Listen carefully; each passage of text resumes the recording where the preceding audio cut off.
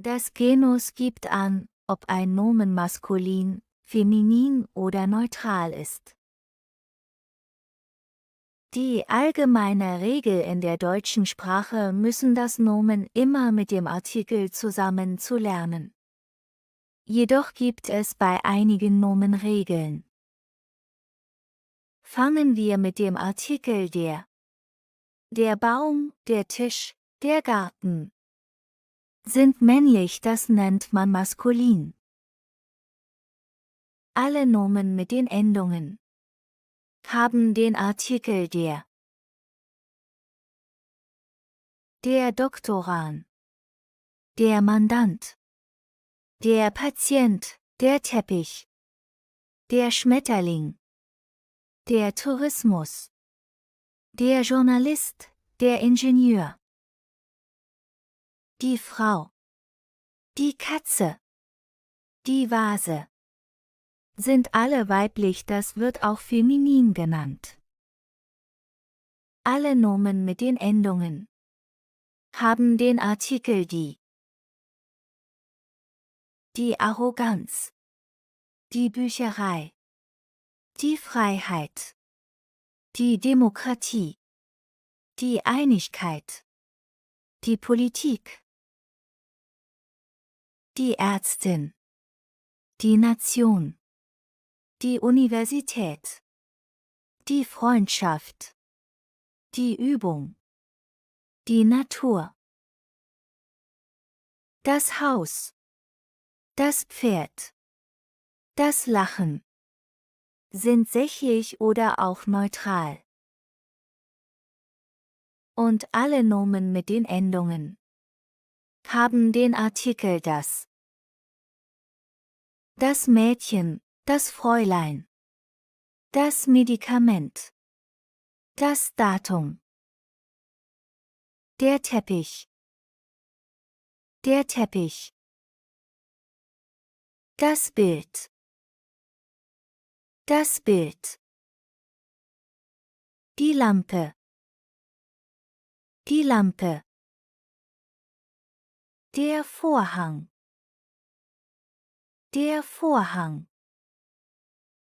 das Bett,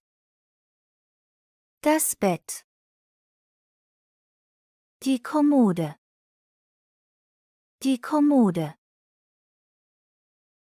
die Vase, Lasst uns zusammen üben. Ergänzen Sie die Nomen mit Artikel.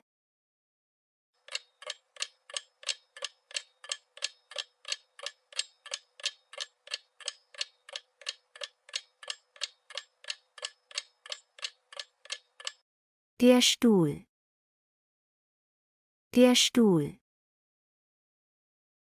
der Fernseher,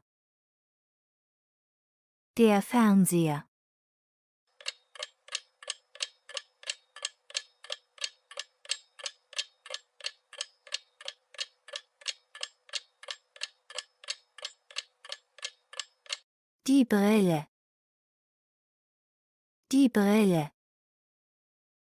die Vase,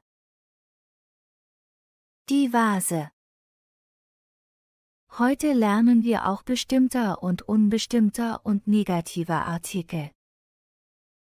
Das ist eine Katze. Eine ist unbestimmter Artikel. Die Katze heißt Rola. Die ist bestimmter Artikel. Das ist keine Katze. Keine negativter Artikel. Lasst uns zusammen üben. Ergänzen Sie den bestimmten oder unbestimmten Artikel und das Nomen.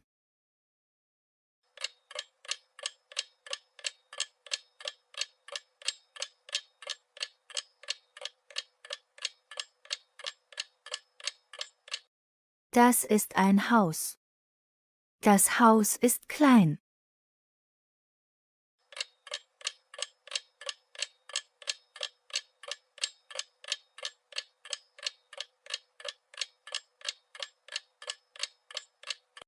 Das ist eine Vase. Die Vase ist schön.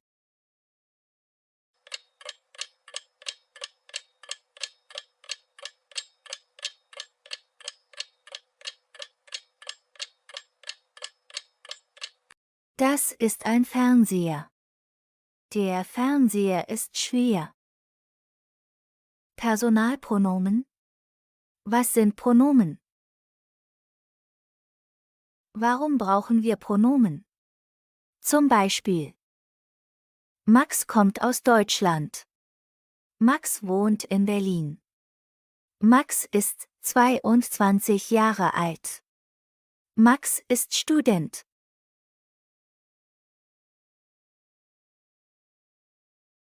Personalpronomen im Nominativ ist Subjekt. 1. Erste Person. 2. Zweite Person. 3. Dritte Person. 1. Erste Person. Singular. Ich, Plural. Wir. Zum Beispiel: Ich heiße Lena. Ich komme aus Spanien.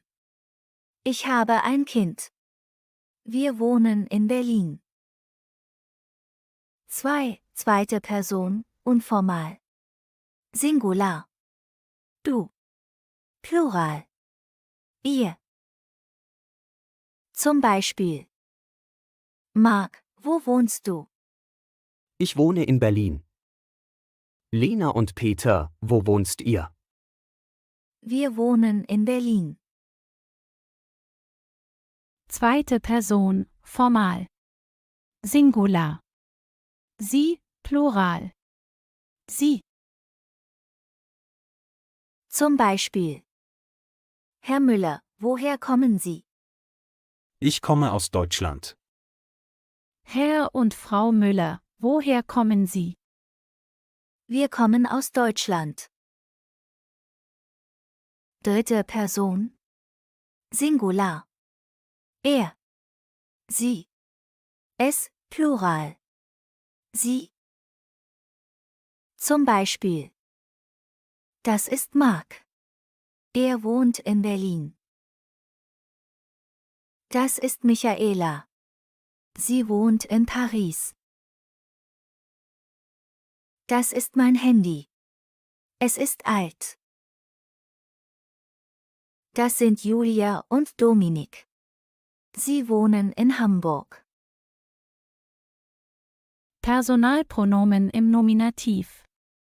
Singular. Ich. Du. Er. Sie. Es. Sie. Plural. Wir. Ihr. Sie. Beispiele: Ich heiße Lena. Du siehst YouTube. Er ist Arzt von Beruf. Sie kocht Pasta. Es ist alt. Wir trinken Wasser. Ihr lernt Deutsch. Sie spielen Basketball. Heute lernen wir das Präsens. Das Präsens ist die am häufigsten verwendete Zeitform im Deutschen. Wir benutzen diese Zeitform hauptsächlich, um über die Gegenwart und Zukunft zu sprechen. Hier gebe ich Ihnen ein Beispiel. Das ist Roman. Jeden Dienstag geht er zum Fußballtraining, er spielt schon seit 3 Jahren Fußball. Nächsten Donnerstag um 10 Uhr hat seine Mannschaft ein wichtiges Spiel. Markieren Sie Verben im Text.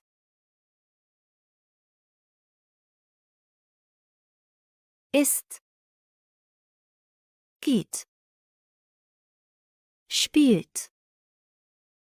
Hat. Aber wie können wir die Verben in Präsens ergänzen? Wir entfernen die Infinitivendung n und hangen folgende Endungen an.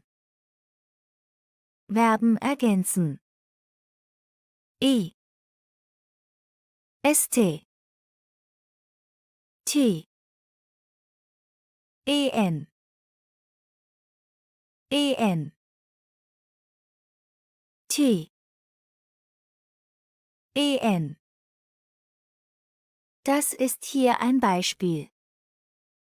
Ich mache. Du machst. Er, sie, es macht.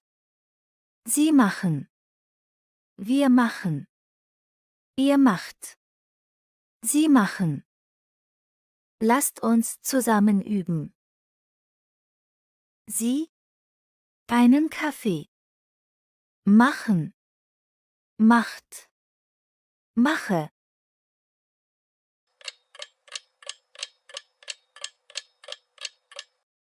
Sie macht einen Kaffee. Ich. Dir eine Flasche Wasser. Geben. Gibt. Gebe.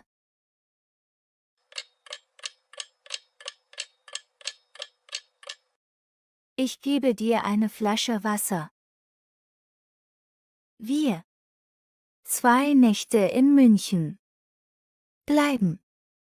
Bleibt. Bleibe. Wir bleiben 2 Nächte in München. Sie. Aus England. Komme. Kommt. Kommen.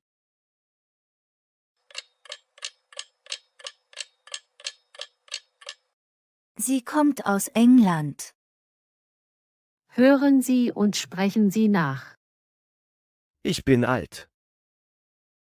Verb sein. Singular. Ich bin. Du bist. Sie sind. Er, sie, es ist. Plural. Wir sind. Ihr seid. Sie sind. Sie sind. Ich bin 23 Jahre alt. Bist du verliebt? Wir sind glücklich. Seid ihr glücklich? Frau Schmidt, sind Sie zu Hause? Er ist verheiratet. Sarah ist Lehrerin. Mein Nachbarn sind sehr nett. Ich habe einen Laptop. Verb haben. Singular. Ich habe. Du hast. Sie haben. Er, sie, es hat. Plural. Wir haben. Ihr habt. Sie haben. Sie haben. Ich habe ein Haus. Hast du eine Freundin? Wir haben ein Auto. Habt ihr Kinder? Frau Schmidt, haben Sie einen Moment? Er hat keine Zeit. Maria hat eine Tochter. Meine Eltern haben einen Hund. Now it's time for an exercise. Übung. You have to conjugate the verb and fill in the blank.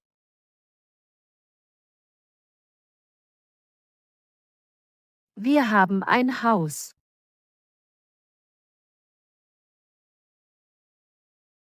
Habt ihr Kinder?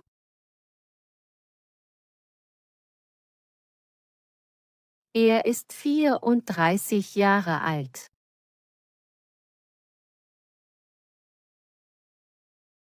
Sind Sie Herr Meier? Wie fragen. Wie? Wie heißen Sie? Wie heißen Sie? Wie ist Ihr Name? Wie ist Ihr Name? Wie ist Ihr Familienstand? Wie ist Ihr Familienstand? Wie ist Ihr Handynummer? Wie ist Ihr Handynummer? Wie alt bist du? Wie alt bist du? Wie geht's dir? Wie geht's dir? Wie spät ist es? Wie spät ist es? Wie schreibt man Auto? Wie schreibt man Auto? Wie lange arbeitest du heute? Wie lange arbeitest du heute? Wie oft trinkt ihr Orangensaft? Wie oft trinkt ihr Orangensaft? Wie viel Geld hast du? Wie bitte? Wie viel Geld hast du? Wie bitte? Wie viel? Wie viel kostet das? Wie viel kostet das? Wie viele? Wie viele Kinder hast du? Wie viele Kinder hast du? Wann? Wann heiratet ihr? Wann heiratet ihr? Wann hast du Urlaub? Wann hast du Urlaub? Was? Was ist das? Was ist das? Was sind Sie von Beruf? Was sind Sie von Beruf? Wer? Wer ist das? Wer ist das? Wer spricht gut Deutsch? Wer spricht gut Deutsch? Warum? Warum lernst du Deutsch? Warum lernst du Deutsch? Warum bist du traurig? Warum bist du traurig? Wo? Wo sind sie? Wo sind sie? Wo wohnst du? Wo wohnst du? Woher? Woher kommst du? Woher kommst du? Woher kommt dieser Zug? Woher kommt dieser Zug? Wohin? Wohin gehen Sie? Wohin gehen Sie? Wohin fahrt ihr im Urlaub? Wohin fahrt ihr im Urlaub? Welche Sprachen sprichst du? Welche Sprachen sprichst du? Welche ist meine Zimmernummer? Welche ist meine Zimmernummer? Lasst uns zusammen üben. Schreiben Sie die Fragen. Sie haben 10 Sekunden, um die Aufgaben zu lösen.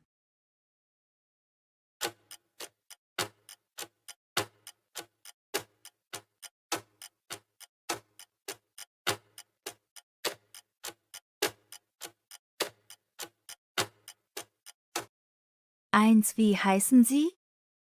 2, wie alt bist du? 3, wo wohnen Sie? 4, wann arbeiten Sie? 5, wie bitte? Das Thema für heute ist die Satzstruktur. Der Satzbau im Hauptsatz, Definition von Hauptsatz. 1 Aussagen. 2 W-Fragen. 3 Ja- oder Nein-Fragen. 1 Aussagen. Die Regel: das Verb steht immer an Position 2. Zum Beispiel, ich wohne in Berlin. Ich ist das Subjekt und ist an Position 1. Wohne ist das Verb und ist an Position 2. In Berlin ist die Ergänzung und ist an Position 3. Beispiel 1. Ich heiße Hans. Subjekt, ich. Verb, wohne. Ergänzung, Hans. Beispiel 2. Ich bin müde. Subjekt, ich. Verb, bin. Ergänzung, müde. Beispiel 3. Wir sprechen heute Deutsch. Oder. Heute sprechen wir Deutsch. Oder. Deutsch sprechen wir heute. 2W Fragen. Die Regel ist Fragewort steht immer an Position 1 und das Verb steht immer an Position 2. Zum Beispiel, wie heißen Sie? Wie ist das Fragewort und ist an Position 1. Heißen ist das Verb und ist an Position 2. Sie ist das Subjekt und ist an Position 3. Beispiel 1. Wo wohnen Sie? Fragewort, wo. Verb, wohnen. Subjekt, Sie. Beispiel 2. Woher kommst du? Fragewort, woher? Verb, kommst. Subjekt, du. Beispiel 3. Wann lernst du Deutsch? Fragewort, wann? Verb, lernst. Subjekt, du. Ergänzung, Deutsch. 3 Ja- oder Nein-Fragen. Die Regel, das Verb steht immer an Position 1 und das Subjekt steht immer an Position 2. Zum Beispiel, heißen Sie Schneider? Heißen ist das Verb und ist an Position 1. Sie ist das Subjekt und ist an Position 2. Schneider ist die Ergänzung und ist an Position 3. Beispiel 1. Wohnst du in Berlin? Das Verb wohnst. Das Subjekt du. Die Ergänzung in Berlin. Beispiel 2. Haben Sie Kinder? Verb haben. Subjekt Sie. Ergänzung Kinder. Und der Satzbau im Hauptsatz. Aussagen ist das Verb steht immer an Position 2. W-Fragen ist das Verb steht immer auch an Position 2. Ja- oder Nein-Fragen das Verb steht immer an Position 1. Die Beispiele 1w Fragen. Woher kommst du? 2 Aussagen. Ich komme aus Deutschland. 3 Ja- oder Nein-Fragen. Kommst du aus Deutschland? Und jetzt die Übung, bilde Sätze.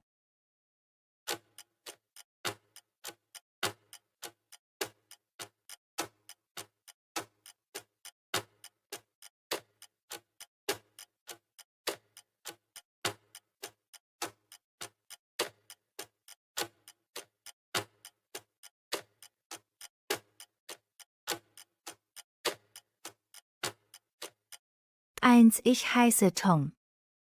2 Er wohnt in Berlin. 3 Wann heiratet ihr? 4 Sprechen Sie Deutsch? 5 Macht ihr Sport? 6 Wer spricht gut Deutsch?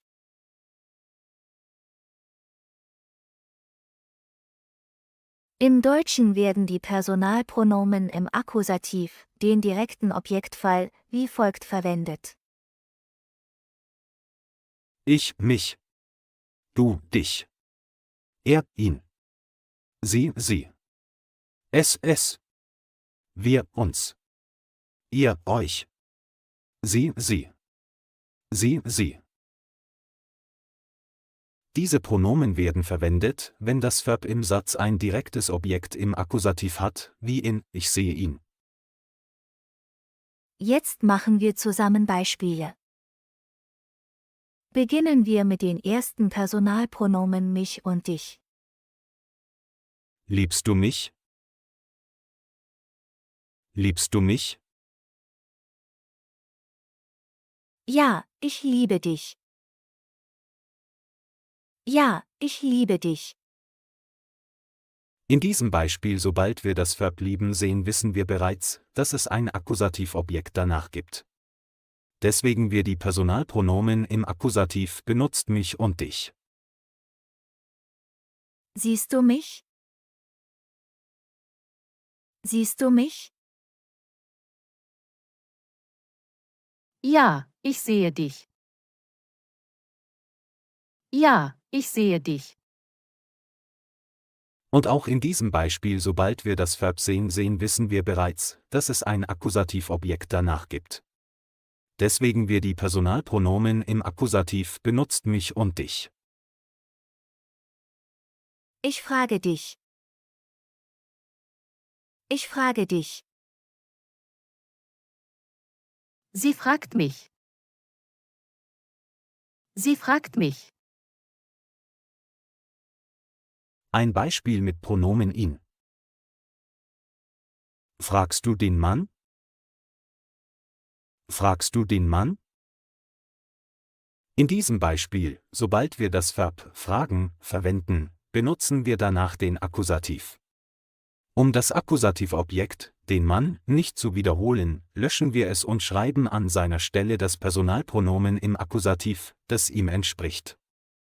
Also sagen wir, ich frage ihn.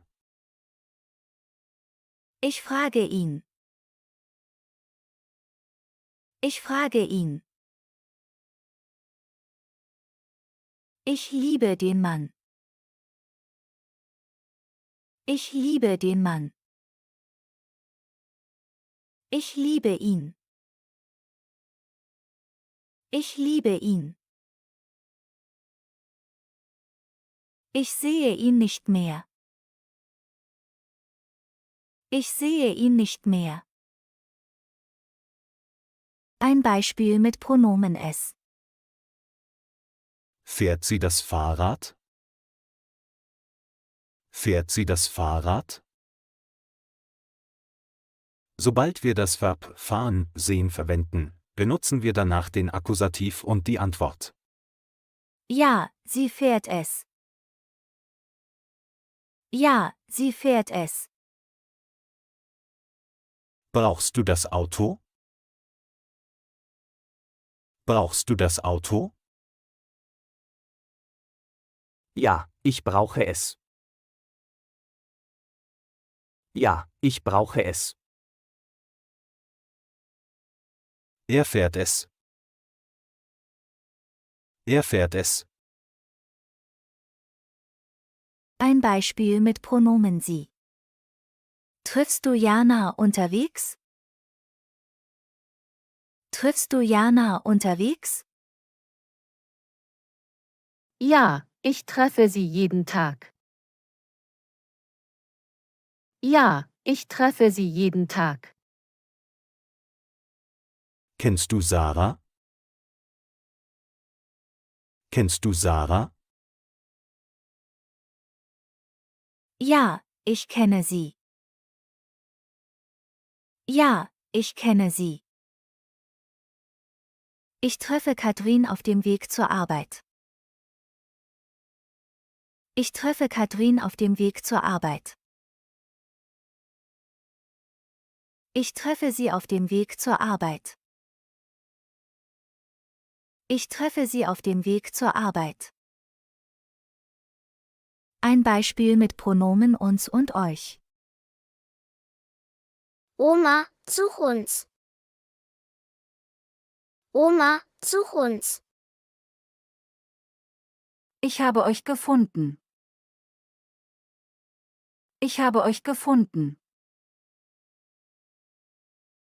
Die Polizei beschützt uns alle. Die Polizei beschützt uns alle.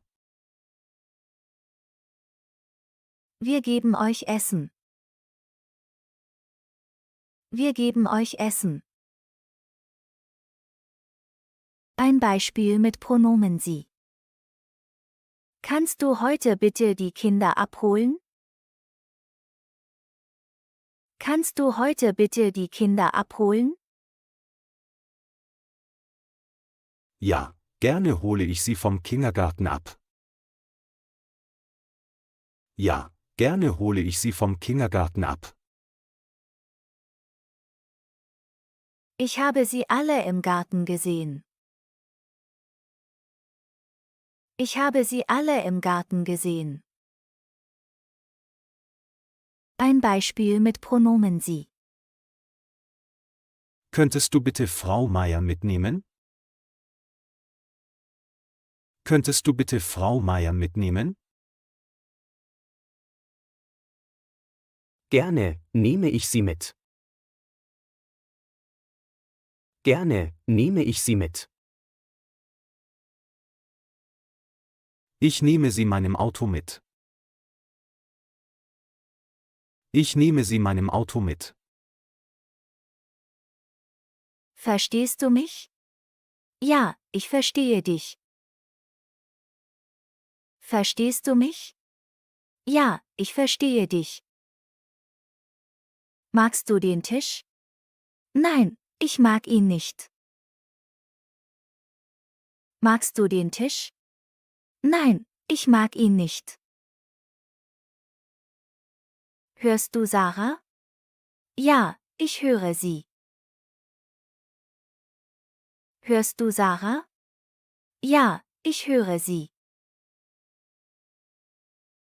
Kauft ihr die Wohnung? Nein, wir kaufen sie nicht. Kauft ihr die Wohnung? Nein, wir kaufen sie nicht. Findest du das Baby süß? Ja, ich finde es sehr süß. Findest du das Baby süß? Ja, ich finde es sehr süß. Stört euch die Musik? Ja, sie stört uns. Stört euch die Musik?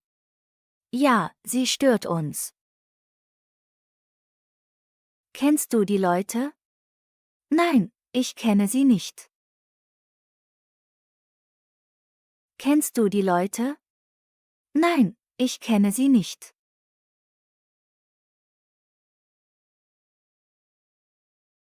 Im Deutschen gibt es bestimmte Personalpronomen, die im Dativ verwendet werden. Hier sind die Personalpronomen im Dativ. Ich, mir. Du, dir. Er, ihm. Sie, ihr. Es, ihm. Wir, uns. Ihr, euch. Sie, ihnen. Sie, ihnen. Diese Pronomen werden verwendet, wenn das Verb im Satz ein indirektes Objekt im Dativ hat, wie in Ich gebe ihm das Buch.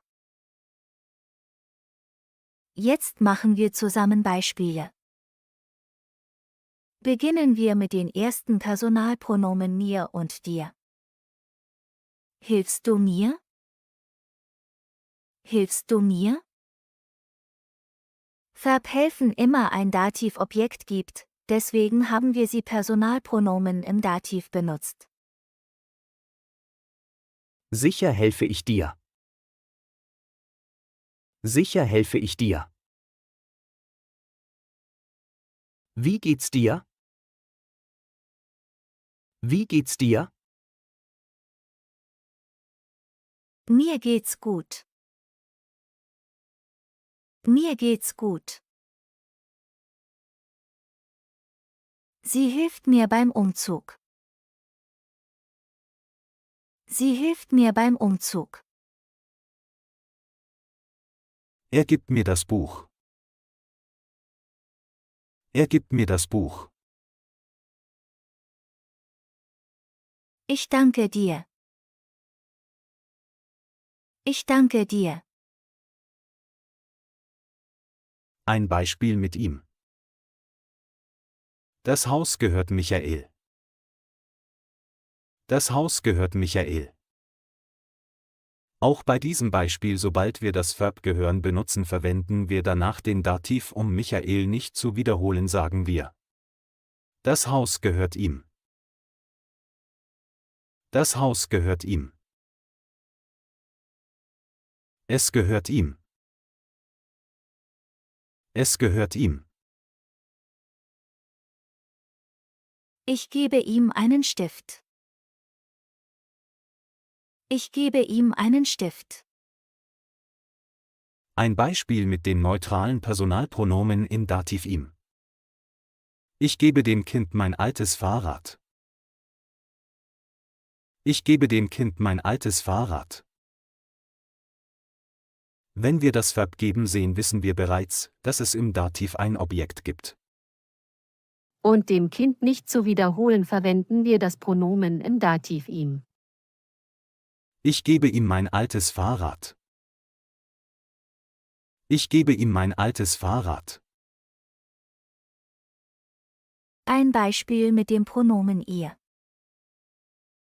Ich schenke meiner Mutter eine Kette. Ich schenke meiner Mutter eine Kette. Auch hier, sobald wir das Verb schenken benutzen, verwenden wir danach den Dativ. Ich schenke ihr eine Kette. Ich schenke ihr eine Kette. Er schreibt ihr einen Brief. Er schreibt ihr einen Brief. Ich zeige ihr die Gegend. Ich zeige ihr die Gegend. Beispiele mit Pronomen uns und euch. Helft ihr uns beim Umzug? Helft ihr uns beim Umzug? Am Montag geben wir euch Bescheid. Am Montag geben wir euch Bescheid. Die Garage gehört uns. Die Garage gehört uns. Ich danke euch für eure Hilfe. Ich danke euch für eure Hilfe. Ein Beispiel mit Ihnen. Die Lehrerin hilft den Schülern, das Rechnen zu lernen.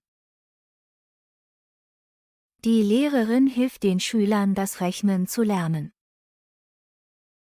Den Schülern nicht zu wiederholen, schreiben wir an seiner Stelle das Personalpronomen ihnen.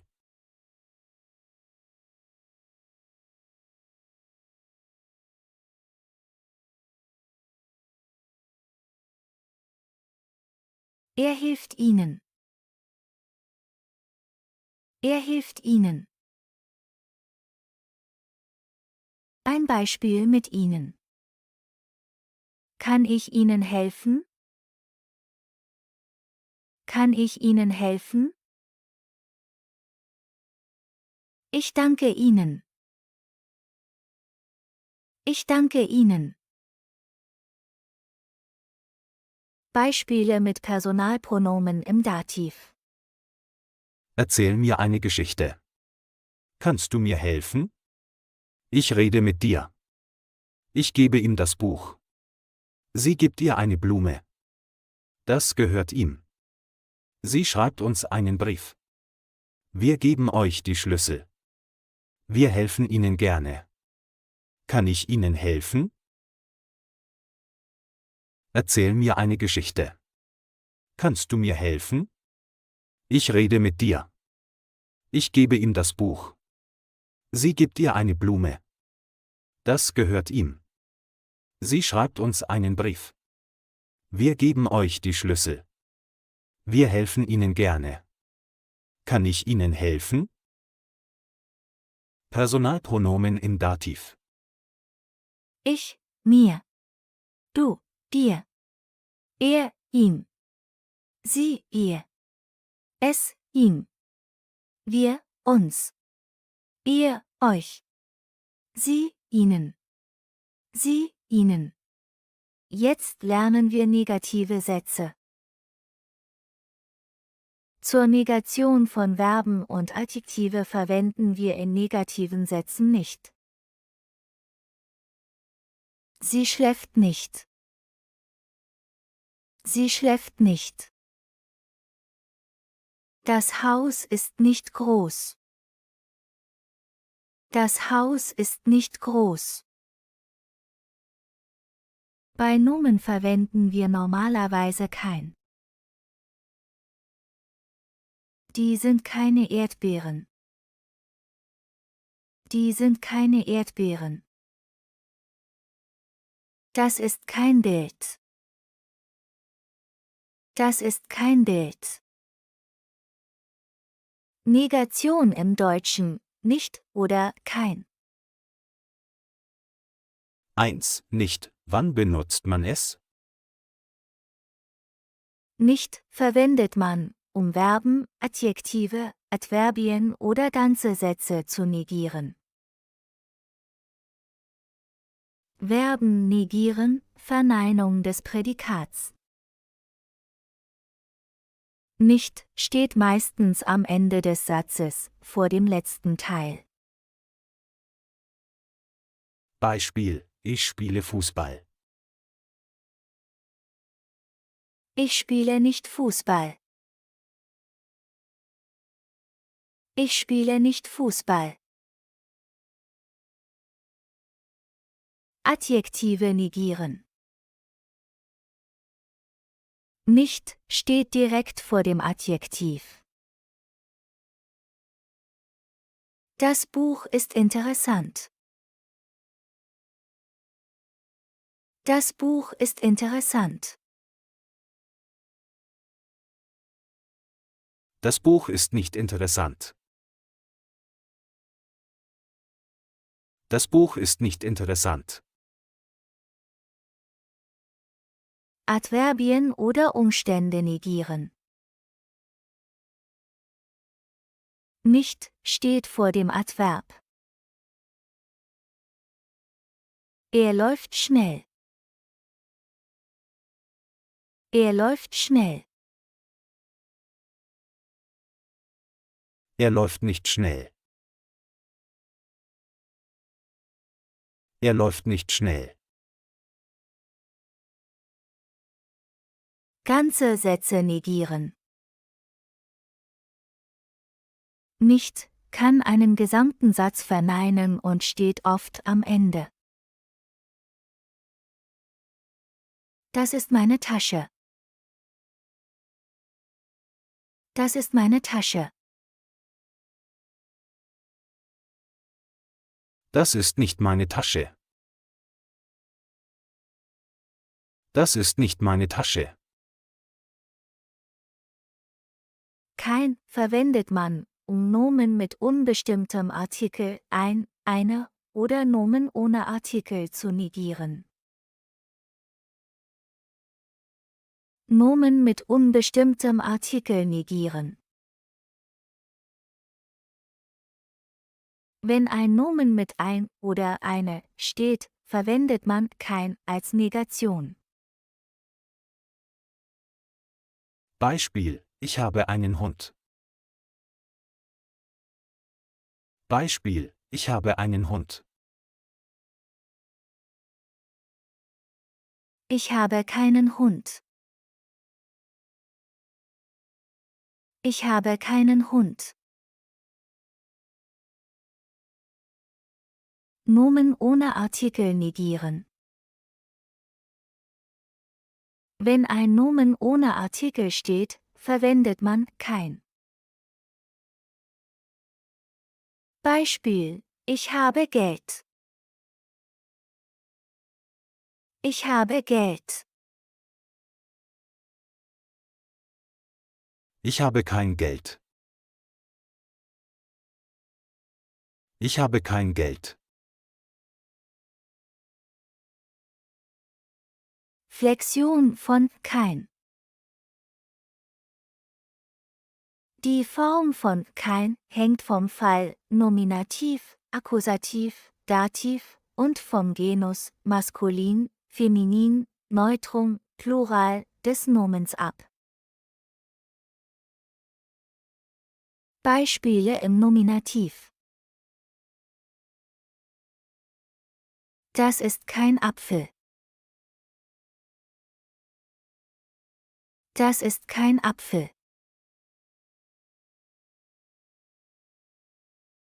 Das ist keine Banane. Das ist keine Banane. Beispiele im Akkusativ. Er ist kein Brot. Er ist kein Brot. Ich habe keinen Apfel. Ich habe keinen Apfel. Beispiele im Dativ. Er gibt keiner Frau das Buch. Er gibt keiner Frau das Buch. Sie schenkt keinem Kind ein Spielzeug. Sie schenkt keinem Kind ein Spielzeug. 3. Vergleich, nicht versus kein. 1. Nicht mit Verben. Ich spiele nicht. Ich spiele nicht. 2. Kein mit Nomen. Ich habe kein Auto. Ich habe kein Auto. 3. Nicht mit Adjektiven. Das Auto ist nicht rot. Das Auto ist nicht rot. 4. Kein mit Nomen ohne Artikel. Das ist kein Problem. Das ist kein Problem. 4. Beispiele mit nicht und kein in einem Satz. Er isst kein Fleisch. Er isst kein Fleisch.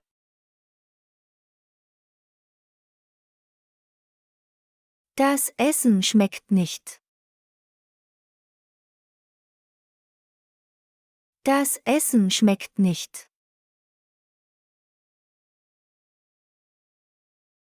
Sie trägt kein Kleid. Sie trägt kein Kleid.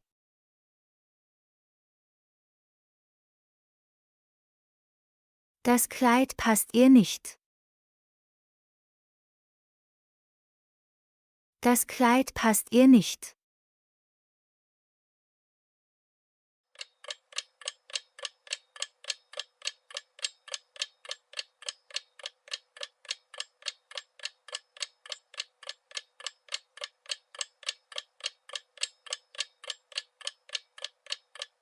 Nicht. Keine. Nicht. Nicht. Hallo und herzlich willkommen.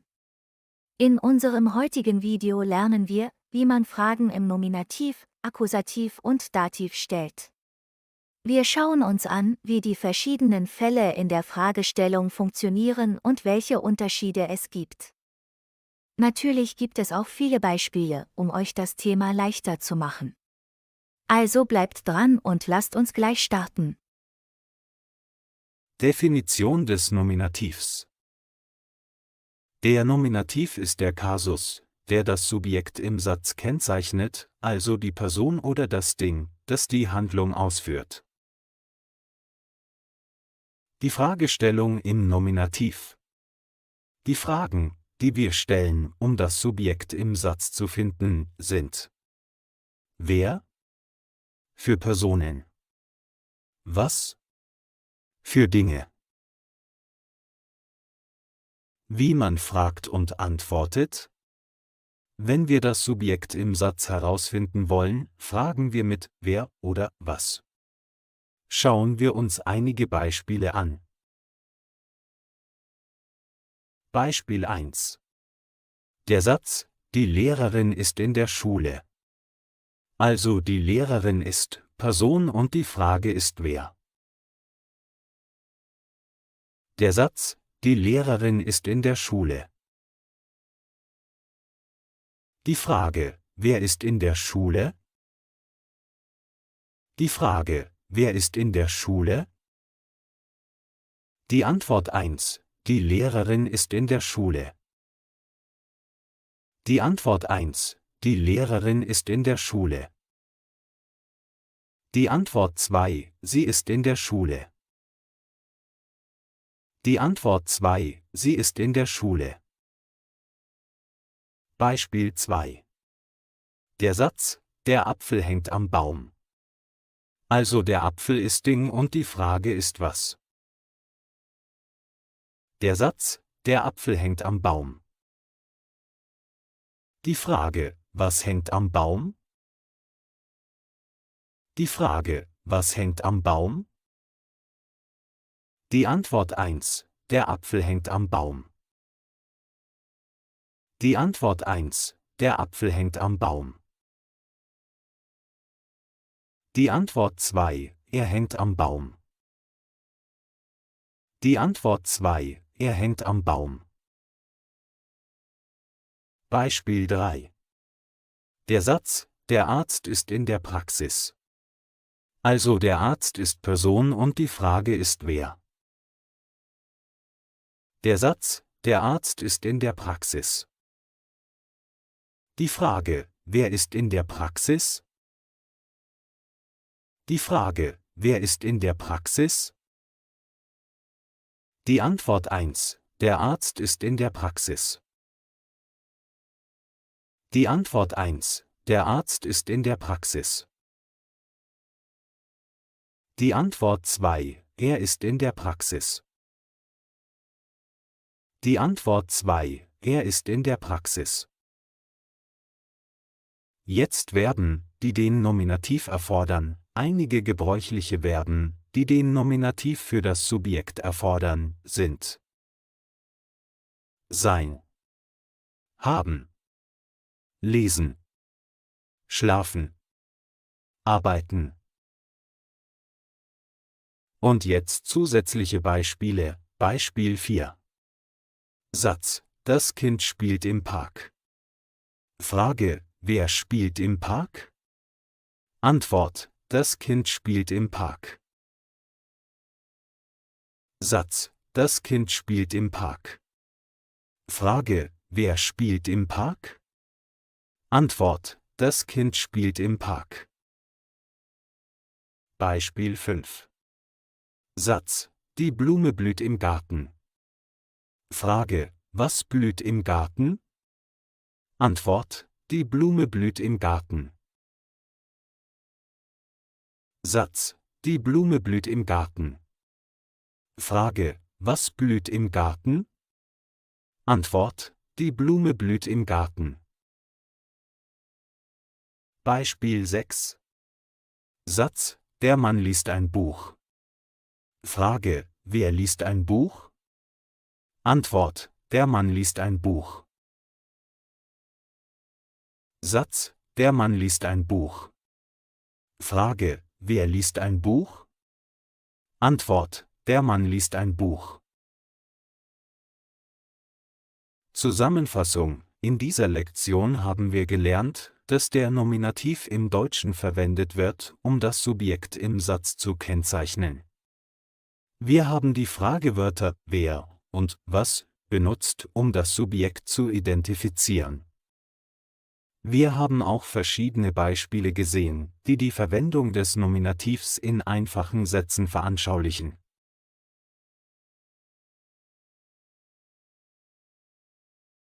Die Fragestellung im Akkusativ: Um zu verstehen, wie man Fragen und Antworten im Akkusativ in der deutschen Sprache bildet, betrachten wir einige Beispiele und grundlegende Anweisungen. Fragen im Akkusativ. Im Deutschen, wenn man eine Frage stellt, die ein direktes Objekt, Akkusativ, enthält, verwendet man spezifische Fragewörter wie wen oder was. Antworten im Akkusativ. Beim Beantworten einer Frage, die ein direktes Objekt im Akkusativ enthält, muss man sicherstellen, dass das direkte Objekt, Substantiv oder Pronomen, die richtige Akkusativform hat. Beispiel, der Satz, ich sehe meinen Freund. Ich sehe meinen Freund. Meinen Freund ist das direkte Objekt im Akkusativ. Und die Frage ist, wen siehst du? Wen siehst du? Ich kaufe ein Buch. Ich kaufe ein Buch. Ein Buch ist das direkte Objekt im Akkusativ. Was kaufst du? Was kaufst du? Und jetzt einfache Regeln. 1. Wenn wir nach Sachen fragen möchten, benutzen wir das Fragewort was? 2. Wenn wir nach den Personen fragen möchten, benutzen wir das Fragewort wen? Beginnen wir mit dem Fragewort was? Ich habe einen Computer. Ich habe einen Computer. Was habe ich? Was habe ich? Sie fährt das Auto. Sie fährt das Auto. Was fährt sie? Was fährt sie? Er hat eine Mütze. Er hat eine Mütze. Was hat er? Was hat er? Wir haben ein Haus. Wir haben ein Haus. Was haben wir? Was haben wir?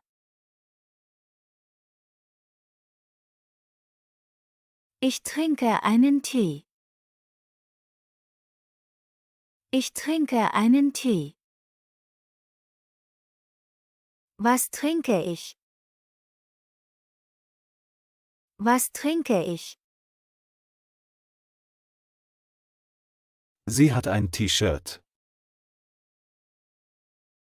Sie hat ein T-Shirt. Was hat sie? Was hat sie? Wir haben Blumen. Wir haben Blumen. Was habt ihr? Was habt ihr? Jetzt Beispiele mit dem Personen- und mit dem Fragewort wen. Hans kennt die Eisverkäuferin. Hans kennt die Eisverkäuferin. Wen kennt Hans? Wen kennt Hans? Sie fragen die Ärztin. Sie fragen die Ärztin.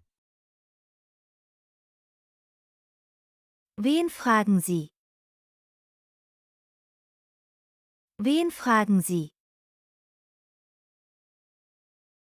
Die Oma bemerkt den Dieb. Die Oma bemerkt den Dieb. Wen bemerkt die Oma? Wen bemerkt die Oma? Der Lehrer fragt den Schüler. Der Lehrer fragt den Schüler. Wen fragt der Lehrer? Wen fragt der Lehrer? Ich sehe den Briefträger. Ich sehe den Briefträger. Wen sehe ich? Wen sehe ich? Ich frage das Mädchen. Ich frage das Mädchen. Wen fragst du? Wen fragst du? Der Nachbar hört die Kinder. Der Nachbar hört die Kinder. Wen hört der Nachbar? Wen hört der Nachbar? Wen rufst du an? Ich rufe meinen Bruder an. Was machst du heute? Ich mache meine Hausaufgaben. Wen besuchst du? Ich besuche meine Großeltern. Wen rufst du an? Ich rufe meinen Bruder an. Was machst du heute? Ich mache meine Hausaufgaben. Wen besuchst du? Ich besuche meine Großeltern.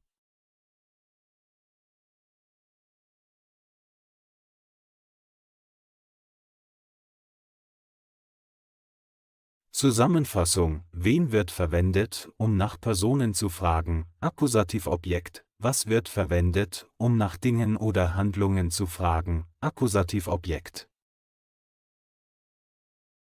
Durch die korrekte Verwendung dieser Fragewörter können Sie präzise Fragen formulieren, die dem Kontext entsprechen, egal ob Sie über eine Person oder eine Sache sprechen.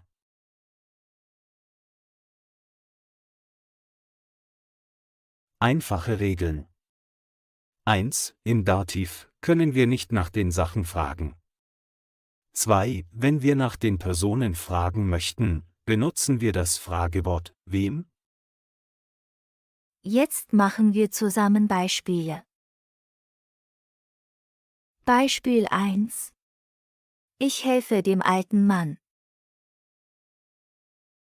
Ich helfe dem alten Mann. Wem helfe ich?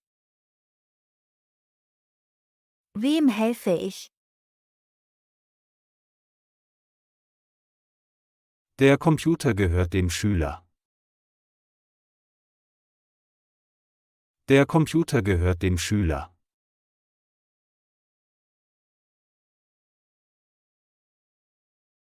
Wem gehört der Computer? Wem gehört der Computer? Ich fahre mit dem Nachbar nach Berlin. Ich fahre mit dem Nachbar nach Berlin. Mit wem fahre ich nach Berlin? Mit wem fahre ich nach Berlin?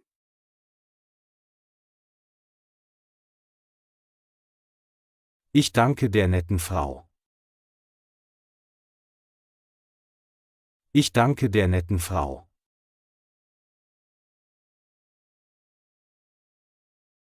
Wem danke ich? Wem danke ich? Ich gratuliere dem kleinen Mädchen zum Geburtstag. Ich gratuliere dem kleinen Mädchen zum Geburtstag.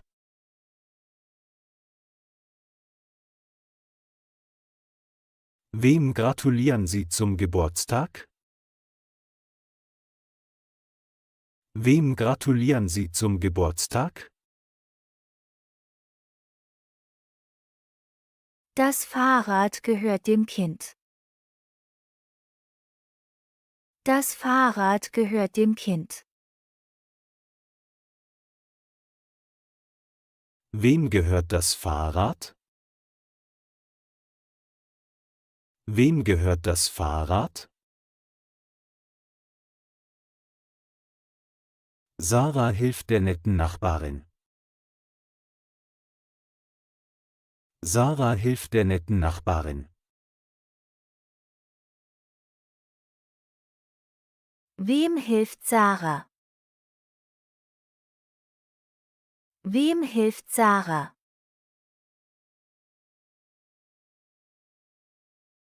Sie schenkt dem Kind ein Spielzeug. Sie schenkt dem Kind ein Spielzeug. Wem schenkt sie ein Spielzeug? Wem schenkt sie ein Spielzeug? Der Arzt gibt dem Patienten ein Rezept. Der Arzt gibt dem Patienten ein Rezept. Wem gibt der Arzt ein Rezept? Wem gibt der Arzt ein Rezept? Der Lehrer erklärt dem Schüler die Aufgabe. Der Lehrer erklärt dem Schüler die Aufgabe.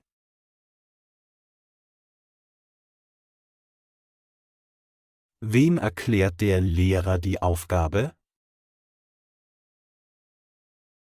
Wem erklärt der Lehrer die Aufgabe? Der Lehrer spricht mit dem Schüler über die Hausaufgaben. Der Lehrer spricht mit dem Schüler über die Hausaufgaben. Mit wem spricht der Lehrer über die Hausaufgaben? Mit wem spricht der Lehrer über die Hausaufgaben? Der Dozent antwortet den Studenten.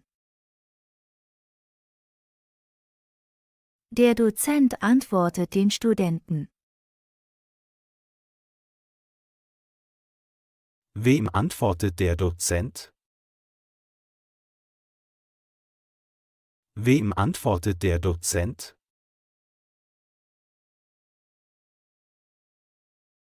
Ich helfe meinem Freund. Ich helfe meinem Freund.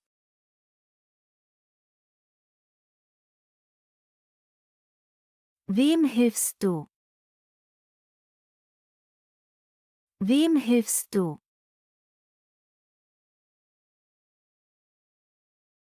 Wir zeigen den Touristen den Weg. Wir zeigen den Touristen den Weg. Wem zeigen wir den Weg? Wem zeigen wir den Weg?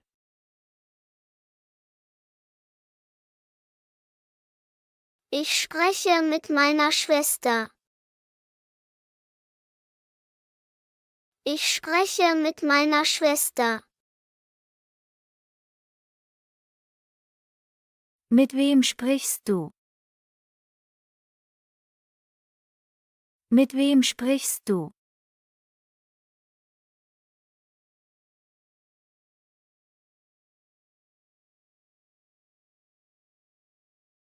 Zusammenfassung. Der Satz: Max zeigt der Frau den Weg. Max zeigt der Frau den Weg. Die Fragestellung im Nominativ: Wer zeigt der Frau den Weg? Wer zeigt der Frau den Weg?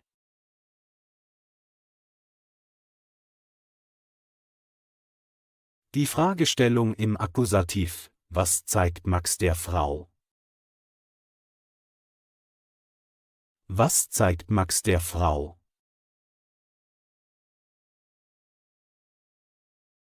Die Fragestellung im Dativ: Wem zeigt Max den Weg?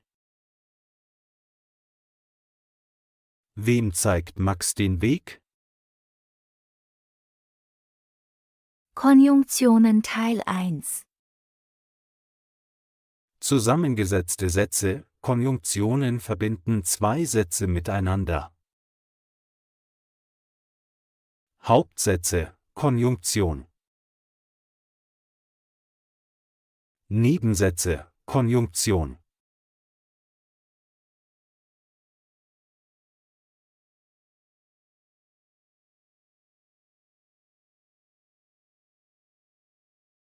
Im zweiten Hauptsatz steht das konjugierte Verb an zweiter Stelle nach der Konjunktion. Die Position der Konjunktion kann nicht verändert werden. Die Konjunktionen aber, und, oder, denn, sondern. 1 aber wird verwendet, um zwei Sätze zu verbinden, die gegensätzliche oder unterschiedliche Gedanken ausdrücken. Ich mag Äpfel, aber keine Bananen. Ich mag Äpfel, aber keine Bananen. Er ist müde, aber er arbeitet weiter. Er ist müde, aber er arbeitet weiter. Sie geht in die Schule, aber sie hat kein Buch. Sie geht in die Schule, aber sie hat kein Buch. Das Wetter ist kalt, aber es ist sonnig. Das Wetter ist kalt, aber es ist sonnig. Wir haben einen Hund, aber keine Katze. Wir haben einen Hund, aber keine Katze. Ich möchte ins Kino gehen, aber ich habe keine Zeit. Ich möchte ins Kino gehen, aber ich habe keine Zeit. 2 sondern wird verwendet, um eine alternative Idee nach der Verneinung des vorherigen Satzes zu präsentieren. Ich trinke keinen Kaffee, sondern Tee. Ich trinke keinen Kaffee, sondern Tee. Er hat nicht einen Hund, sondern eine Katze. Er hat nicht einen Hund, sondern eine Katze. Wir essen nicht im Restaurant, sondern zu Hause. Wir essen nicht im Restaurant, sondern zu Hause. Sie fährt nicht mit dem Bus, sondern mit dem Fahrrad. Sie fährt nicht mit dem Bus, sondern mit dem Fahrrad. Ich möchte nicht ins Kino gehen, sondern einen Film zu Hause sehen. Ich möchte nicht ins Kino gehen, sondern einen Film zu Hause sehen. Ich trinke keinen Saft, sondern Wasser. Ich trinke keinen Saft, sondern Wasser. 3 denn wird verwendet, um einen Grund oder eine Erklärung für den vorherigen Satz zu geben. Ich gehe ins Bett, denn ich bin müde. Ich gehe ins Bett, denn ich bin müde. Ich muss gehen, denn es ist spät. Ich muss gehen, denn es ist spät. Er ist hungrig, denn er hat nicht gegessen. Er ist hungrig, denn er hat nicht gegessen. Wir bleiben zu Hause, denn es regnet. Wir bleiben zu Hause, denn es regnet. Sie kauft einen Apfel, denn sie mag Äpfel. Sie kauft einen Apfel, denn sie mag Äpfel. Ich lerne Deutsch, denn ich möchte in Deutschland leben. Ich lerne Deutsch, denn ich möchte in Deutschland leben. 4 oder wird verwendet, um 2 oder mehr Optionen anzubieten. Möchtest du Tee oder Kaffee? Möchtest du Tee oder Kaffee? Gehst du nach Hause oder bleibst du hier? Gehst du nach Hause oder bleibst du hier? Ich kann das machen oder du kannst es tun. Ich kann das machen oder du kannst es tun. Willst du einen Apfel oder eine Orange? Willst du einen Apfel oder eine Orange? Ist das dein Stift oder ist das meiner? Ist das dein Stift oder ist das meiner? 5 und wird verwendet, um 2 Sätze zu verbinden, die verbundene oder fortlaufende Gedanken ausdrücken. Ich esse Brot und Käse. Ich esse Brot und Käse.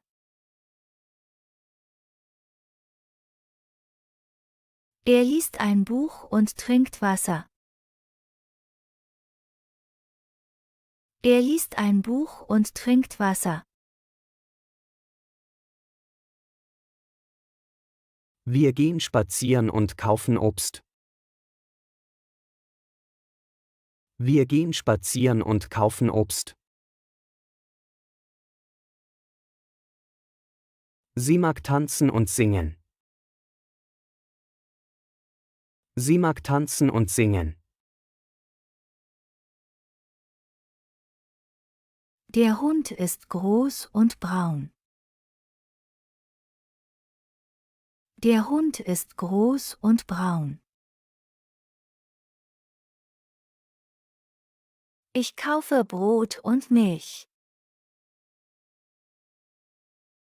Ich kaufe Brot und Milch. Lasst uns zusammen üben. Verbindet die Sätze mit der passenden Konjunktion. Ich möchte ins Kino gehen.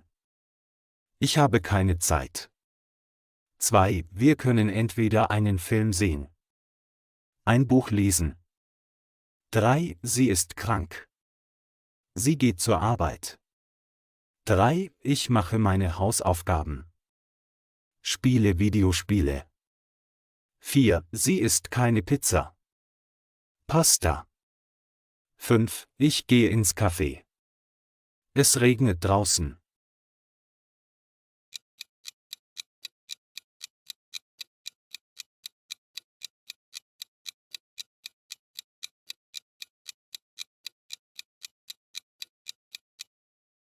Eins. Ich möchte ins Kino gehen, aber ich habe keine Zeit. 2. Wir können entweder einen Film sehen oder ein Buch lesen. 3. Sie ist krank, aber sie geht zur Arbeit. 3. Ich mache meine Hausaufgaben und spiele Videospiele. 4. Sie isst keine Pizza, sondern Pasta. 5. Ich gehe ins Café, denn es regnet draußen. 2. Erklärung von Perfekt. Perfekt in der deutschen Sprache. Das Perfekt ist eine der Zeiten, die in der deutschen Sprache verwendet werden, um die Vergangenheit auszudrücken.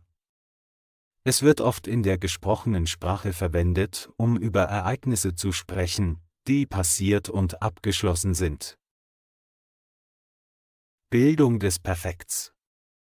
Das Perfekt besteht aus 2 Hauptbestandteilen. 1. Das Hilfsverb haben oder sein im Präsens. 2. Das Partizip 2, die Vergangenheitsform des Hauptverbs. Die allgemeine Regel für die Verwendung von haben oder sein. Haben wird mit den meisten Verben verwendet. Sein wird mit Verben verwendet, die Bewegung oder Zustandsänderung anzeigen. Bildung des Partizip 2. Normalerweise wird das Partizip 2 gebildet, indem man g an den Anfang des Verbs und t oder n an das Ende des Verbs anfügt. Es gibt jedoch Ausnahmen und spezielle Regeln für einige Verben. Verb lernen und Verb gehen. Verb lernen. Ich habe gelernt. Du hast gelernt. Er, sie, es hat gelernt. Wir haben gelernt. Ihr habt gelernt. Sie haben gelernt. Verb gehen. Ich bin gegangen. Du bist gegangen. Er, sie, es ist gegangen. Wir sind gegangen. Ihr seid gegangen. Sie sind gegangen. Schritte zur Bildung des Perfekts. Wählen Sie das passende Hilfsverb haben oder sein. Das Hauptverb in das Partizip 2 umwandeln. Die Satzstellung: Das Hilfsverb steht an zweiter Stelle und das Hauptverb am Ende des Satzes. Wie wird perfekt gebildet? Hilfsverb haben, sein, plus Partizip 2, dritte Form des Verbs. Haben mit den meisten Verben. Ich habe gelernt. Ich habe gelernt. Sein mit Bewegungsverben. Ich bin gegangen. Ich bin gegangen. Beispiele. Frage. Was hast du gestern gemacht? Was hast du gestern gemacht? Was hast du gestern gemacht? Von 9 Uhr bis 14 Uhr habe ich gearbeitet. Von 9 Uhr bis 14 Uhr habe ich gearbeitet. Letzten Abend habe ich ferngesehen. Letzten Abend habe ich ferngesehen. Und du? Was hast du gestern gemacht? Gestern habe ich E-Mails geschrieben. Gestern habe ich E-Mails geschrieben. Am Nachmittag habe ich Pasta gekocht. Am Nachmittag habe ich Pasta gekocht. Ich habe nichts gemacht. Ich war zu faul. Ich habe nichts gemacht. Ich war zu faul. Was hast du am Wochenende gemacht? Am Wochenende habe ich Picknick gemacht. Am Wochenende habe ich Picknick gemacht. Ja oder Nein Frage. Bist du nach Berlin gefahren? Bist du nach Berlin gefahren? Ich bin spazieren gegangen. Ich bin spazieren gegangen. Ich habe viel geschlafen. Ich habe viel geschlafen. Ich habe viele Filme gesehen. Ich habe viele Filme gesehen. Ich habe mein Auto gewaschen. Ich habe mein Auto gewaschen. Ich habe viel eingekauft. Ich habe viel eingekauft. Ich habe mich auf eine Prüfung vorbereitet. Ich habe mich auf eine Prüfung vorbereitet. Was hast du gestern gemacht? Was hast du gestern gemacht? Ich bin mit Freunden in die Disco gegangen. Ich bin mit Freunden in die Disco gegangen. Und du? Was hast du gemacht? Und du? Was hast du gemacht? Ich bin mit meiner Freundin ins Restaurant gegangen. Ich bin mit meiner Freundin ins Restaurant gegangen. Das Wochenende war sehr schön. Am Samstag habe ich mein Zimmer aufgeräumt und bin ich mit Freunden ins Kino gegangen. Der Film war interessant. Am Sonntag habe ich meine Eltern besucht und wir haben ein Picknick gemacht. Danach hatte ich eine Party zu Hause. Das Wochenende war sehr schön. Am Samstag habe ich mein Zimmer aufgeräumt und bin ich mit Freunden ins Kino gegangen. Der Film war interessant. Am Sonntag habe ich meine Eltern besucht und wir haben ein Picknick gemacht. Danach hatte ich eine Party zu Hause. Und was hast du am Wochenende gemacht? Das Thema für heute ist der Imperativ.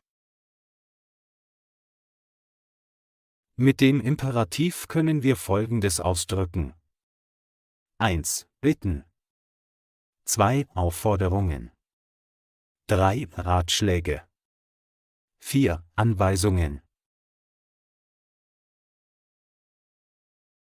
Dabei sprechen wir eine Person oder mehrere Personen direkt an. Und dafür lernst du in diesem Video Imperativsätze.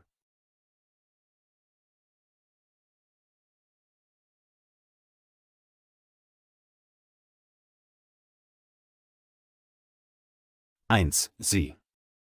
Der Imperativ wird mit dem Verb und dem Personalpronomen sie verwendet.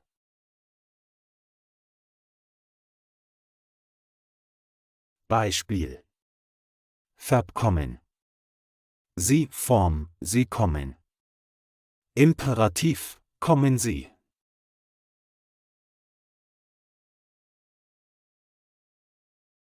Verb lesen. Sie Form, sie lesen. Imperativ, lesen Sie.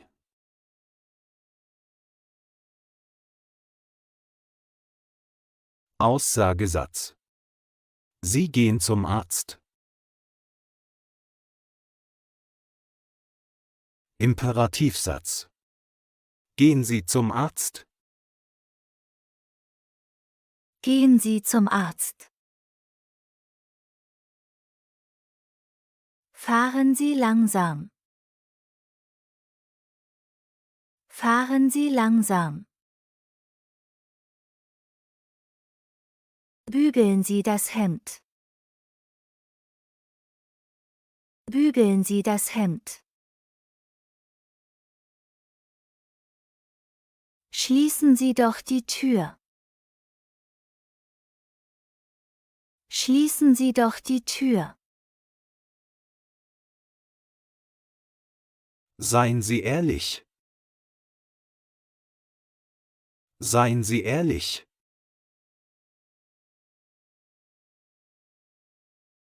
Lasst uns zusammen üben. Nehmen Sie bei starken Kopfschmerzen maximal 2 Tabletten am Tag. Trinken Sie zur Einnahme ausreichend Wasser. Gehen Sie zum Arzt, wenn die Schmerzen nicht weniger werden.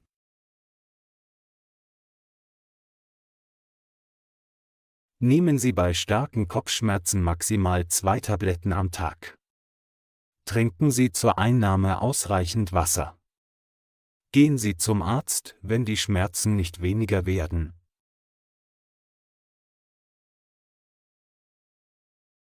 Zwei, du. Der Imperativ wird ohne das Personalpronomen du verwendet. Bei regelmäßigen Verben wird die Endung st aus der du-Form entfernt. Beispiel: Verb kommen. Du Form, du kommst. Imperativ, komm.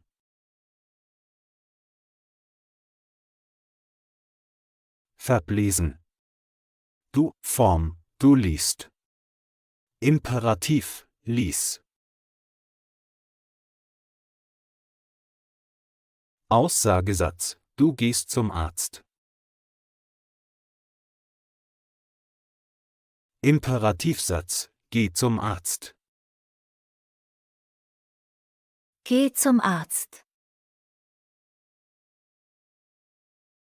Wisch den Boden. Wisch den Boden. Sprich bitte langsam. Sprich bitte langsam. Gib mir einen Tee. Gib mir einen Tee.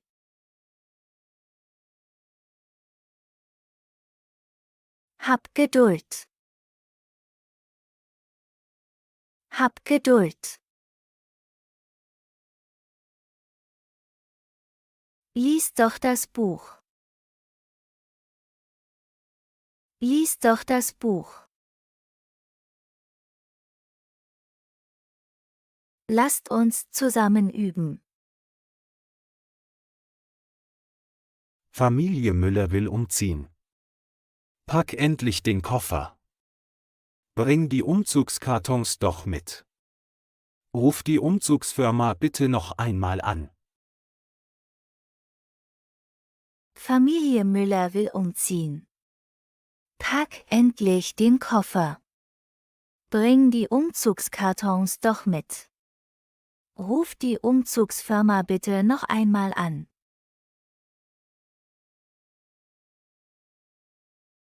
Drei, ihr. Der Imperativ wird ohne das Personalpronomen ihr verwendet. Das Verb bleibt in der ihr-Form unverändert. Beispiel: Verb kommen.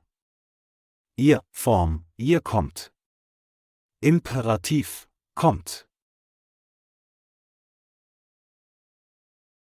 Verb lesen. Ihr Form, ihr lest. Imperativ, lest. Aussagesatz: Ihr geht zum Arzt. Imperativsatz: Geht zum Arzt. Geht zum Arzt. Deck den Tisch. Deck den Tisch. Räumt euer Zimmer auf. Räumt euer Zimmer auf. Seid ehrlich. Seid ehrlich. Seid leise. Seid leise. Hinweise. Verneinung im Imperativ. Das Wort nicht wird nach dem Verb hinzugefügt. Beispiel: Komm nicht. Lies nicht. Hinweise. Verneinung im Imperativ. Das Wort nicht wird nach dem Verb hinzugefügt. Beispiel. Komm nicht. Lies nicht. Präpositionen mit dem Akkusativ sind Bindewörter, die mit Nomen verwendet werden und deren Kasus beeinflussen, sodass sie den Akkusativ annehmen. Heute werden wir 7 Präpositionen durchgehen, jeweils mit erklärenden Beispielen.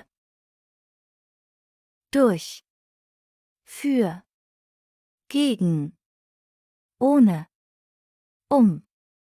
bis, entlang. Die Präposition durch. Wir gehen durch den Park. Wir gehen durch den Park. Das Licht kommt durch das Fenster. Das Licht kommt durch das Fenster.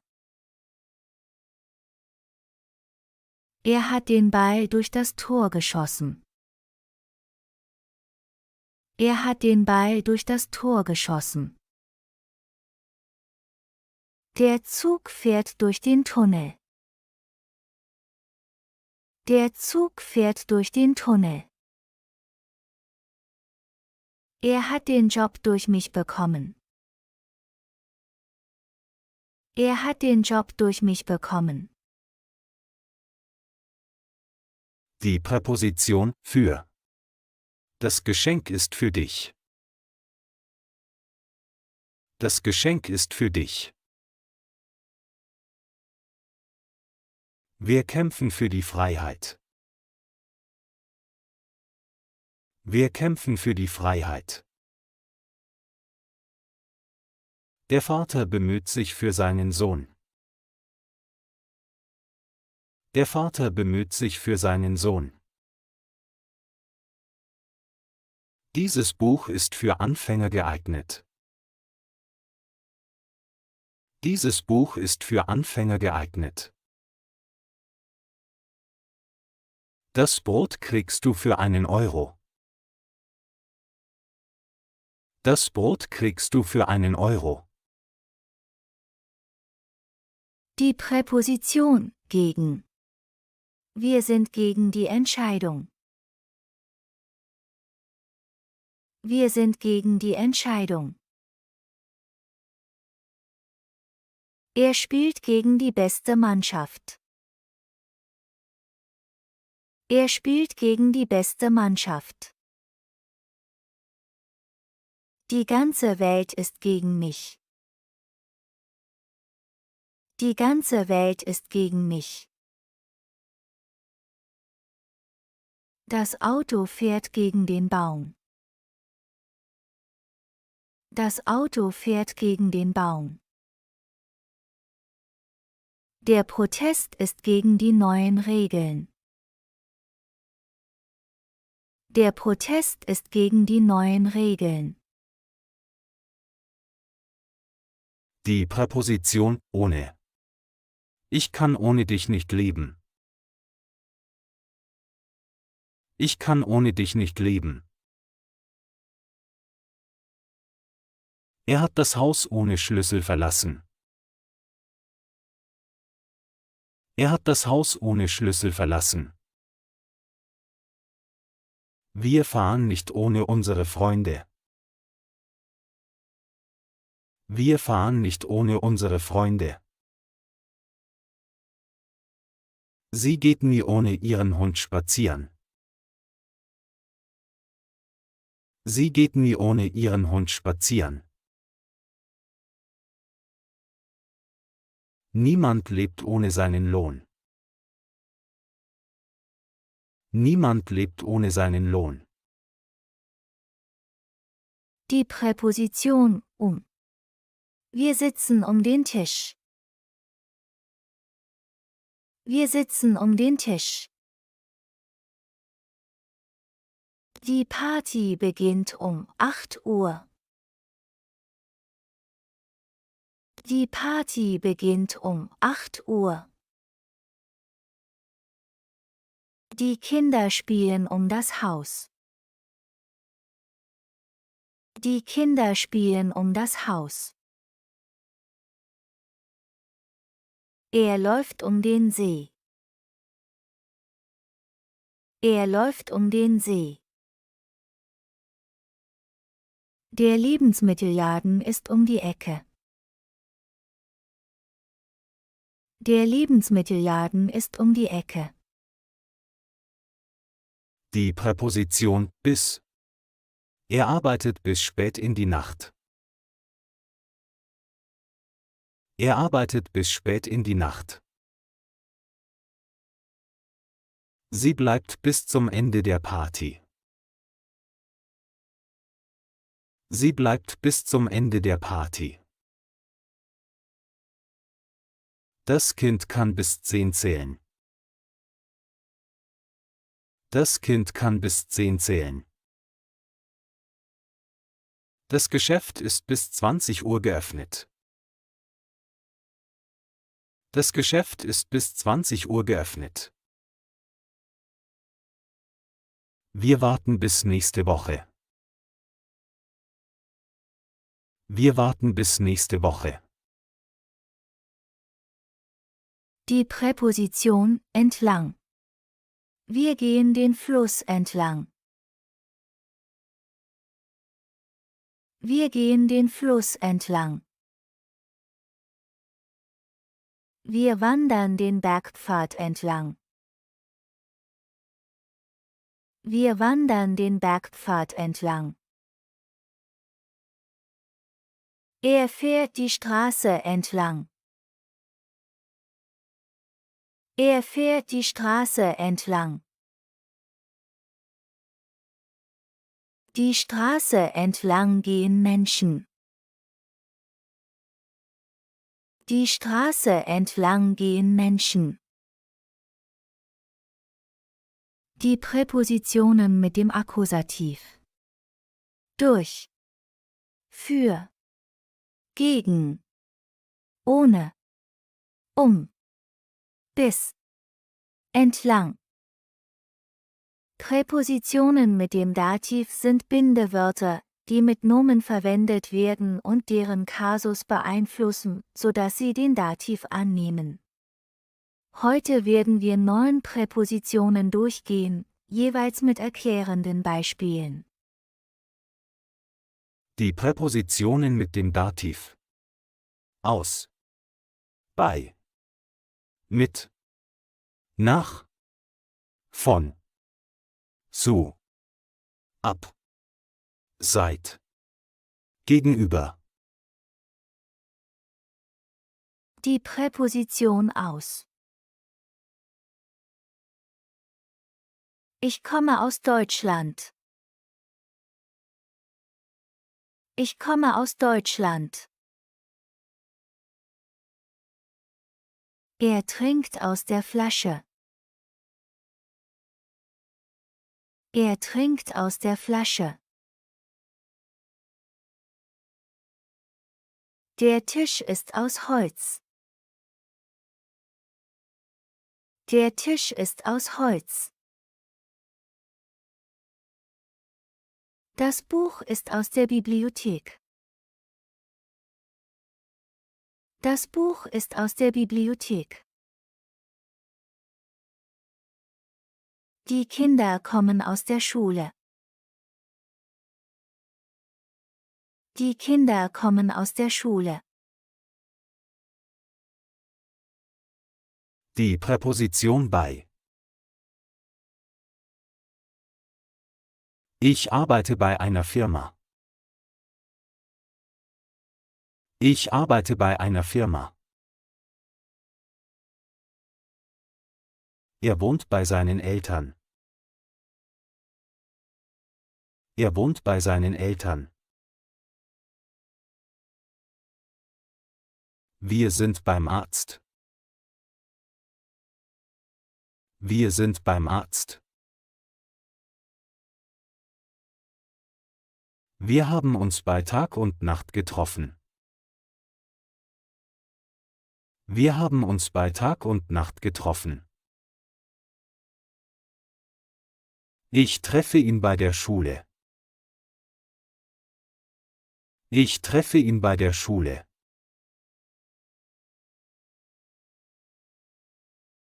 Übersicht über die Präpositionen.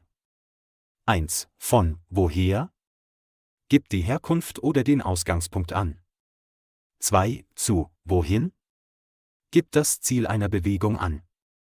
3. Bei, wo? Gibt den aktuellen Aufenthaltsort an. 1. Wo? Präposition bei. Bei wird verwendet, um den Ort anzugeben, wo man sich gerade befindet. Es wird immer mit dem Dativ benutzt. Beispiele: 1. Person, Frage. Wo bist du? Wo bist du? Antwort: Ich bin bei meinem Freund. Ich bin bei meinem Freund. 2. Ort, Frage. Wo bist du? Antwort: Ich bin bei der Schule. Ich bin bei der Schule. 3. Aktivität, Frage. Wo bist du? Antwort: Ich bin bei der Arbeit. Ich bin bei der Arbeit. Die Präposition zu.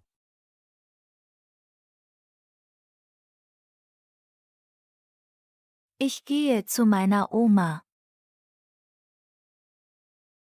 Ich gehe zu meiner Oma. Wir fahren zu einem Restaurant. Wir fahren zu einem Restaurant. Er geht zu Fuß zur Schule. Er geht zu Fuß zur Schule. Zu Ostern schenken wir den Kindern einen Korb voller Eier. Zu Ostern schenken wir den Kindern einen Korb voller Eier. Sie kommt zu mir nach Hause. Sie kommt zu mir nach Hause. Präposition zu. Zu wird verwendet, um das Ziel einer Bewegung oder Handlung anzugeben.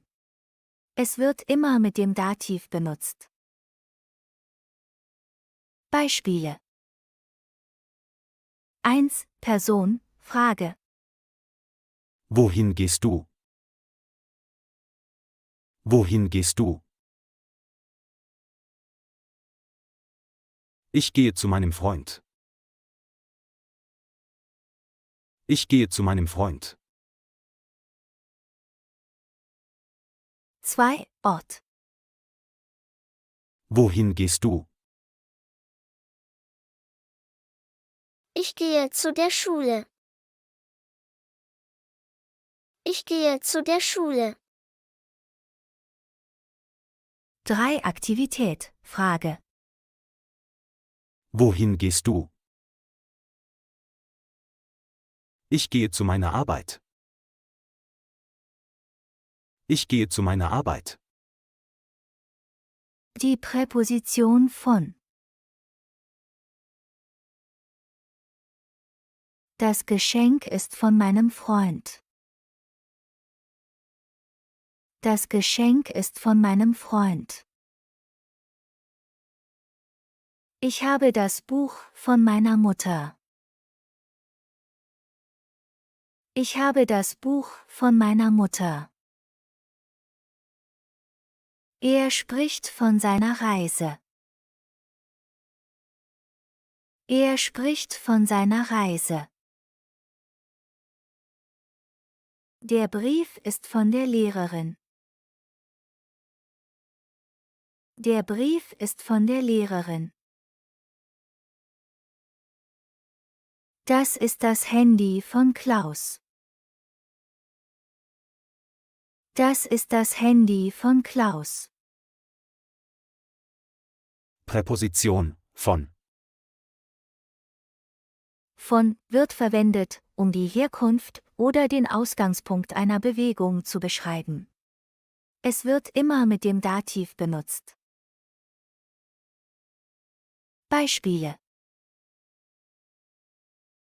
1. Person, Frage. Woher kommst du? Woher kommst du? Ich komme von meinem Freund. Ich komme von meinem Freund. 2. Ort. Woher kommst du? Ich komme von der Schule. Ich komme von der Schule. 3. Aktivität, Frage. Woher kommst du? Ich komme von der Arbeit. Ich komme von der Arbeit. Beispiele: Er geht zu seiner Großmutter. Er geht zu seiner Großmutter. Er ist bei seiner Großmutter. Er ist bei seiner Großmutter. Er kommt von seiner Großmutter. Er kommt von seiner Großmutter. Wir gehen zu einer Feier. Wir gehen zu einer Feier. Wir sind bei einer Feier. Wir sind bei einer Feier. Wir kommen von einer Feier. Wir kommen von einer Feier. Ich gehe zum Arzt. Ich gehe zum Arzt. Ich bin beim Arzt. Ich bin beim Arzt. Ich komme vom Arzt. Ich komme vom Arzt. Sie geht zu ihrem Lieblingscafé. Sie geht zu ihrem Lieblingscafé. Sie ist bei ihrem Lieblingscafé. Sie ist bei ihrem Lieblingscafé. Sie kommt von ihrem Lieblingscafé. Sie kommt von ihrem Lieblingscafé. Ich gehe zu meinem Kollegen ins Büro. Ich gehe zu meinem Kollegen ins Büro. Ich bin bei meinem Kollegen im Büro. Ich bin bei meinem Kollegen im Büro. Ich komme von meinem Kollegen aus dem Büro. Ich komme von meinem Kollegen aus dem Büro. Komm zu mir. Komm zu mir. Bleib bei mir. Bleib bei mir. Geh weg von mir. Geh weg von mir. Ich gehe zu Tom. Ich gehe zu Tom. Ich bin bei Tom. Ich bin bei Tom. Ich komme von Tom. Ich komme von Tom. Die Präposition mit Ich gehe mit meiner Freundin ins Kino. Ich gehe mit meiner Freundin ins Kino. Er fährt mit dem Bus. Er fährt mit dem Bus. Sie spielt mit ihrem Hund. Sie spielt mit ihrem Hund.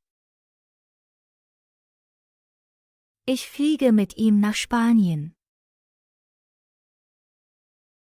Ich fliege mit ihm nach Spanien. Wir kochen mit frischen Zutaten.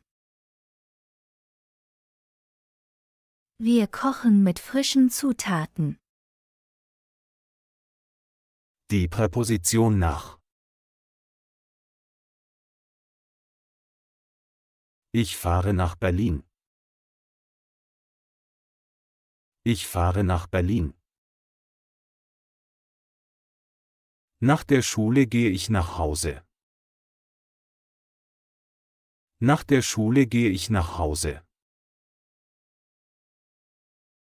Er fragt nach dem Weg. Er fragt nach dem Weg. Nach dem Essen machen wir einen Spaziergang. Nach dem Essen machen wir einen Spaziergang. Die Präposition ab.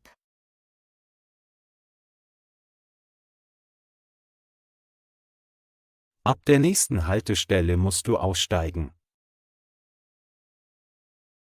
Ab der nächsten Haltestelle musst du aussteigen. Die Tickets sind ab sofort verfügbar. Die Tickets sind ab sofort verfügbar. Ab nächstem Jahr wird alles anders. Ab nächstem Jahr wird alles anders. Ab dem 25. Juli fangen die Ferien an. Ab dem 25. Juli fangen die Ferien an. Die Präposition seit.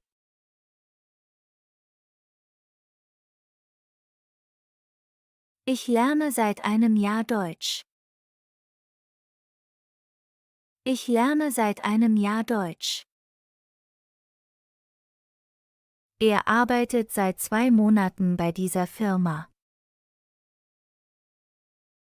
Er arbeitet seit 2 Monaten bei dieser Firma.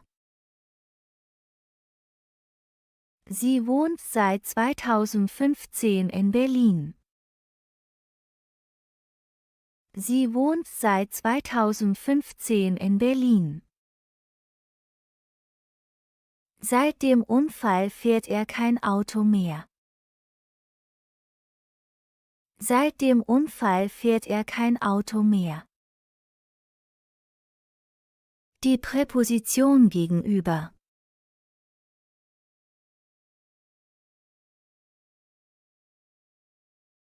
Das Café ist der Bibliothek gegenüber. Das Café ist der Bibliothek gegenüber. Mein Büro ist dem Park gegenüber. Mein Büro ist dem Park gegenüber. Die Bank liegt gegenüber dem Supermarkt. Die Bank liegt gegenüber dem Supermarkt. Gegenüber der Schule gibt es einen Kiosk. Gegenüber der Schule gibt es einen Kiosk. Unser Haus ist dem Bahnhof gegenüber. Unser Haus ist dem Bahnhof gegenüber.